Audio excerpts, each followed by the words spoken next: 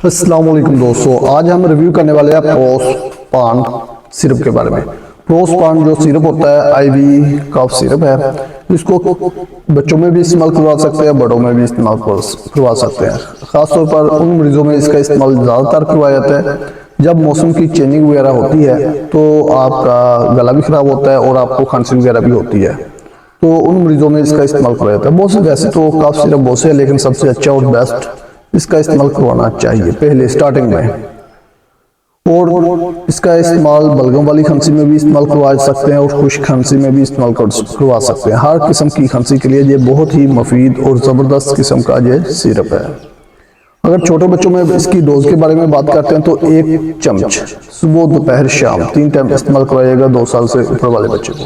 अगर 2 साल से कम है तो उसकी डोज कम कर दी जाएगी, हाफ चम्मच इस्तेमाल करवाया जाएगा। और बड़ों में इसकी जो डोज होती है वो 2 चम्मच 3 टाइम होती है। नीम गर्म पानी के साथ भी आप इस्तेमाल कर सकते हैं और वैसे भी आप इसका इस्तेमाल करवा सकते हैं।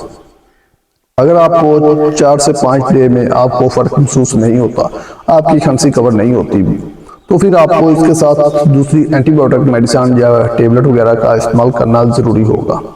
पहले आप अकेला सिरप भी इस्तेमाल करवा सकते हैं। अगर 4 से 5 डे में अगर आपको फ़र्क महसूस नहीं होता तो फिर इसके साथ मेडिसिन इस्तेमाल करनी होगी। बहुत ही अच्छा और ज़बरदस्त किस्म का ये कफ सिरप है। बलगम वाली खांसी के लिए बहुत ही मुफीद है। जिनको सांस का प्रॉब्लम है, सांस लेने में दुश्वारी हो रही है, उनके लिए मुफीद है।